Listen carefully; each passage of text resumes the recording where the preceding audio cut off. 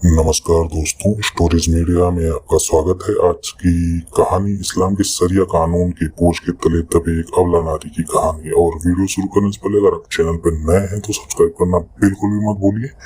तो आइए शुरू करते हैं ये कहानी उसी महिला की जुबानी। मेरा नाम शाहाना है और मैं हिंदुस्तान की रहने वाली हूँ। मैं एक सुन्नी मुस्लिम परिवार से हूँ, जिसमें हमारे माँ बाप को हम लोग 5 बच्चे और मेरे माँ बाप कुल मिला के हमारे परिवार में 7 लोग हैं। इसके बाद जब मैंने ग्रेजुएशन में फर्स्ट ईयर में जब एडमिशन लिया, तब वहाँ मुझे एक मेरी दोस्त थी जो मसीही थी।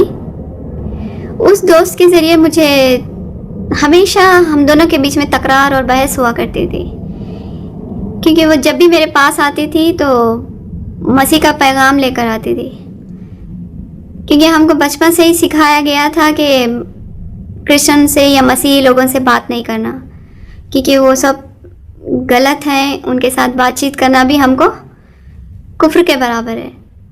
बचपन से ही हमारे दिमागों में ये बात बिठा दी गई थी कि ना क्रिश्चियन से दोस्ती करनी है, ना हिंदू से दोस्ती करनी है, बल्कि जो मुस्लिम है मुस्लिम के दरमियान में ही रहना है और सारे इस्लाम के रूल्स फॉलो करना है।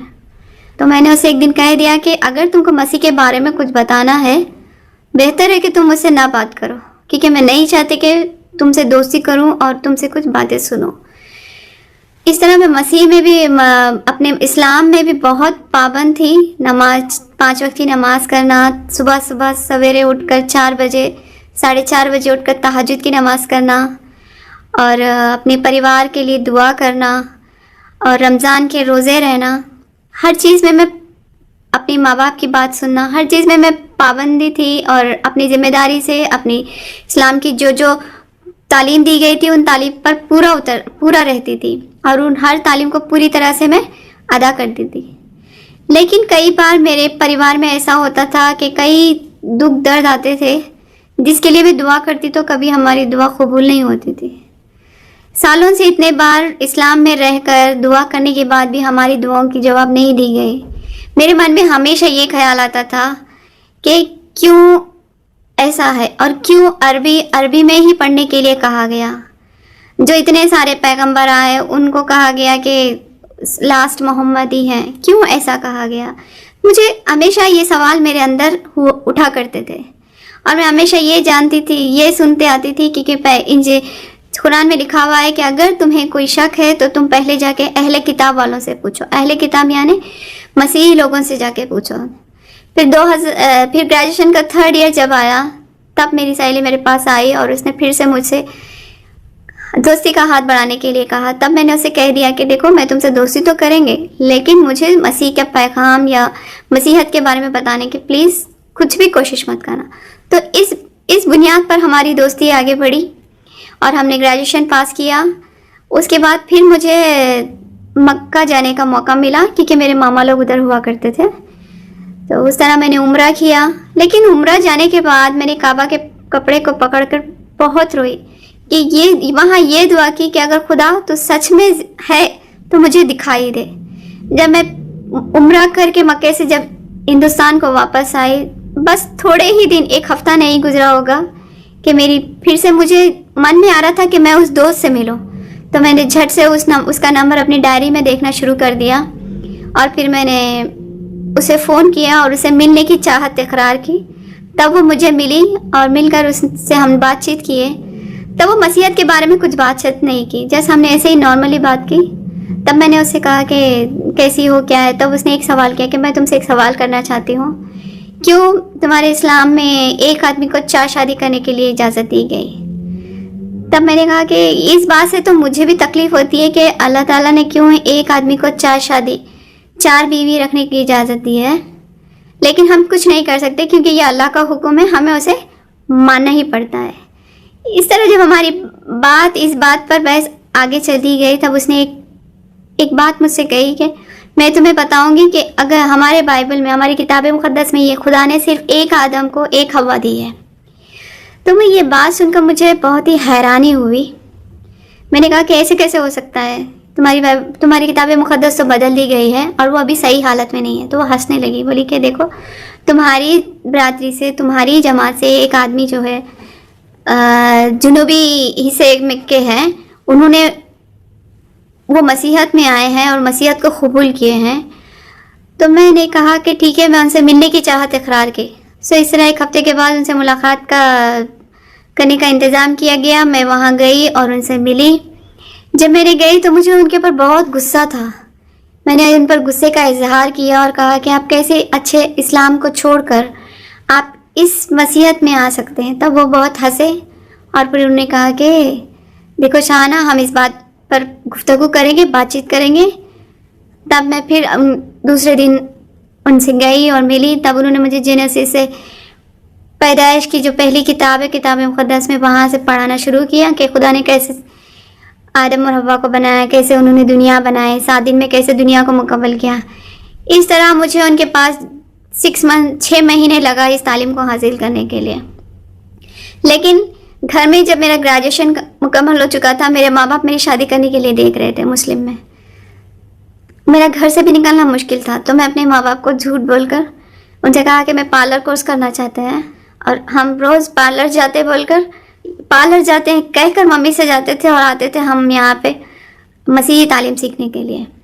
6 महीने गुजरने के बाद जब वो भी बहुत मसरूफ़ हो गए, तब उन्होंने कहा कि एक इंस्टीट्यूट है जो इसकी तालीम देता है, वहाँ तुम जाकर अच्छे से इसकी तालीम हासिल कर सकती हो। इसी तरह जब हम वहाँ गए, वहाँ तालीम हासिल की, तो मैंने देखा कि 6 महीने तक वहाँ पे मुझे कोई प्रॉब्लम नहीं हुआ। लेकिन जब इंस्टीट्यूट जाना शुरू किए, वहाँ जब जो किताबें हम मांगती थी, वहाँ फातिमा बोलकर एक रहती थी। 2 लाइब्रेरियन हुआ करते थे, फातिमा और वाजिद, और दोनों की शिफ्ट जॉब होती थी। जब भी हम जो भी मांगते हैं, फातिमा दिया करती थी वो बुक्स, लेकिन वाजिद जो है आफ्टरनून में जब जाते तो वाजिद हमको बुक्स नहीं दिया करता था। एक दिन वाजिद ने ऐसा किया कि मेरी मुलाकात किसी मौलाना के साथ ऊपर में फ़िक्स कर दिया और मुझे कहा कि देखो आपको ऊपर मौलाना बुला रहे हैं और आप आइए। मुझे तो मालूम भी नहीं था, लेकिन फिर हम वाजिद के साथ गए। तकरीबन वहाँ पूरे 8 मौलाना बैठे थे। सडनली दरवाज़ा बंद कर दिया गया और उन मौलाना ने पूछा कि सुनने में आया है कि आप यहाँ पर आके मसीही तालीम के बारे में सीख रही हैं, तो इससे बेहतर होगा कि आप मसीही तालीम के बारे में जानने के बजाय आप कुरान की तालीम सीखें। पता नहीं उस टाइम खुदा ने मेरी कैसी मदद की, खुदा ने मुझे कैसी हिम्मत दी, खुदा ने उन लोगों से मुझे इस तरह बचाया जैसे मस्के में से बाल को बचाया जाता है। तब मैंने एक ही सवाल किया। मैंने कहा कि देखिए, मैं तो इस्लाम से सुन्नी मुस्लिम परिवार से आई हूँ, मुझे कुरान के बारे में अच्छी तरह मालूम है। अगर आप मुझे मसीहत के बारे में या किताब मुक़द्दस के बारे में कुछ बताना चाहते हैं तो बताइए। उन्होंने साफ इनकार कर दिया और मैं ये बात कहकर इतनी हिम्मत से वहाँ से उस कमरे से निकल पड़ी। तो वहाँ जाकर भी मेरा सीखना बहुत मुश्किलें खड़ी हो गई थी, जिसकी वजह से मैं जा नहीं सकती थी। उसके लिए फिर मुझे घर में रहूँगी तो मेरे मम्मी पापा मेरे लिए प्रपोजल देख रहे थे, तो इससे बेहतर था कि मैं कुछ जॉब में शामिल हो जाऊँ। इस तरह मैं एक जॉब में लग गई जो किताब मुक़द्दस के तर्जुमा करना पड़ता था। होते होते ऐसे हो गया कि मेरी मम्मी ने मेरे बैग में एक दिन किताब मुक़द्दस देखा तो कही कि क्या है ये किताब जो तुम हमारे घर लेकर आ रही हो। मैंने मम्मी से कहा, मम्मी नहीं, जस्ट ऐसे ही मैं पढ़ने के लिए लाई हूँ ताकि देखेंगे इस किताब मुक़द्दस में लिखा हुआ क्या है। फिर इसी तरह मम्मी ने और एक बात किताब मुक़द्दस मेरे तकिए के नीचे देखी। उन्होंने उठा के घर से बाहर फेंक दी और कहा कि इस किताब को मैं दोबारा घर में तुम्हें देखना नहीं चाहूँगी और ना ये तब घर में आना। इसी तरह होते होते, क्योंकि मुझे किताब मुक़द्दस घर में खोल कर पढ़ने के लिए भी बहुत मुश्किल होता था। जब मेरे मम्मी पापा सो जाते थे रात में, तो रात के 2 बजे उठकर ऊपर ब्लैंकेट्स डाल के मोबाइल की टॉर्च में मैं बाइबल पढ़ा करती थी, क्योंकि बाइबल पढ़ना भी मेरे लिए बहुत मुश्किल था। लेकिन एक दिन ऐसा आया जहाँ मेरे माँ बाप ने मुझे पाया कि मैं पूरी तरह इस्लाम को छोड़कर मसीहत की तरफ जा रही हूँ। जब तीसरी बार मम्मी ने मेरी किताब मुक़द्दस मेरे बैग में देखी तो उनको पक्का पता चल गया कि नहीं, ये लड़की कहीं गलत राह पर जा रही है। इस तरह उन्होंने क्या किया, उनके भाई से बात करके और मेरे पापा से बात करके, जब मैं 21-22 साल की थी, तब मुझे एक 45 साल के आदमी से, जो पहले से ही तलाकशुदा था और जिसका 5 साल का बेटा था, उससे शादी फिक्स कर दी गई थी। वो भी इसलिए कुछ समय इतना जल्दी फिक्स कर दी गई थी क्योंकि मैं इस्लाम को छोड़ मसीहत की तरफ जा रही थी। और ना जब लड़के वाले के माँ बाप मुझे देखने आए तो ना उस लड़के की तस्वीर मुझे बताई गई और ना मुझे उसके बारे में कुछ कहा गया। मुझे लॉकअप में बंद किया गया, खाना नहीं दिया गया। तो उस वक्त जो मेरा छोटा भाई था उसने मेरी मदद की। खुदा ने किसी तरह उसके दिल में मदद डाली और कहा कि दीदी आप जिधर जाना चाहते हैं, जिस खुदा को आप मान रहे हैं, इस घर से भाग जाओ। मैं नहीं चाहता कि आप इस आदमी से शादी करो। तो बस शादी के एक दिन पहले मैं इस घर से भाग निकल थी। मैंने एक लेटर लिखा और लेटर लिखा कि मम्मी पापा आप मुझे माफ़ कीजिए क्योंकि मैंने मसीहत पर ईमान लाया है और यहाँ से मुझे ढूंढने की कोशिश मत कीजिए क्योंकि मैं एक मसीही आदमी से शादी करूँगी और मैं आपके घर से कुछ लेकर नहीं भाग रही हूँ बल्कि मसीह के लिए यहाँ से घर छोड़कर जा रही हूँ। और वहाँ से निकल पड़ी। अपना एक जोड़ा जो मैंने पहना था वही बुर्का और चप्पल, अपना पर्स खाली लिए, 10 रुपये लिए और वहाँ से निकल पड़े। सुबह 5:30 बजे सीधे निकले गए अपने जिन्होंने तालीम दी थी मसीहत की उनके पास गए और उनके पास जाकर ये सारी कहानी सुनाई। तभी उनके वाइफ की पहचान में जो उनकी वाइफ की मम्मी जो थी उनकी पहचान में एक लड़का था जो वो लोग हिंदू कन्वर्ट है, वो हिंदू परिवार से आए हैं जो मसीह पर ईमान लेकर आए थे। उन्होंने क्या किया, एक दिन ऐसी ही बात छेड़ी कि देखो उस लड़के से बात करके देखते हैं, अगर वो लड़का राज़ी होता है तब फिर बात आगे बढ़ाएंगे।